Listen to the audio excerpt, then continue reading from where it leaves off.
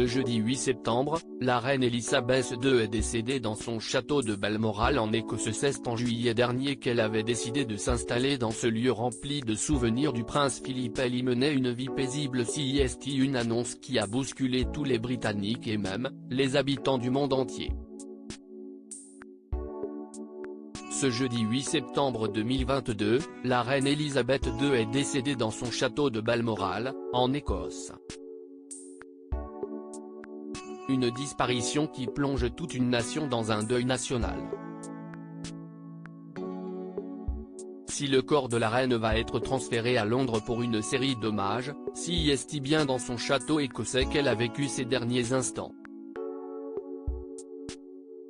Un lieu chargé d'histoire et de souvenirs dans lequel elle a vécu avec son mari, le prince Philippe. C'est fin juillet que la reine Elisabeth II prend la décision d'aménager à Balmoral.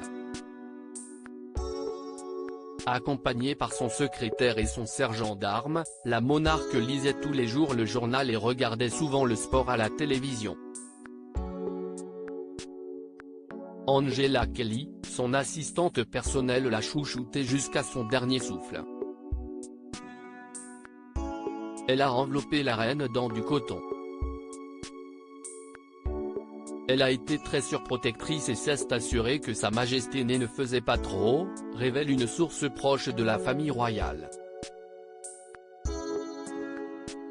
Il y a quelques semaines, la reine Elisabeth II a été vue en train de promener ses corgis dans le jardin.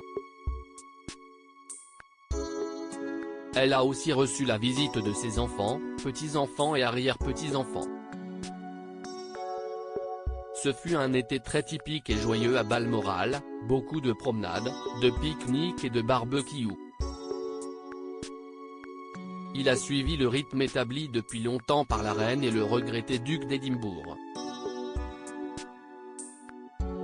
L'état de santé de la reine Elisabeth II inquiétait son entourage mardi dernier. La reine Elisabeth II a même rencontré ses premiers ministres et a réalisé quelques formalités administratives. Si la monarque paraissait en forme, ses plus proches collaborateurs étaient très inquiets. La perte de son mari de 73 ans combinée au drame du départ de Harry et Meghan de la famille et les allégations profondément troublantes tourbillonnant autour du prince Andrew ont eu un lourd tribut émotionnel au cours des 2 dernières années. Sa Majesté a toujours été discrète, mais vous pouvez voir de vos propres yeux à quel point cela lui a coûté émotionnellement.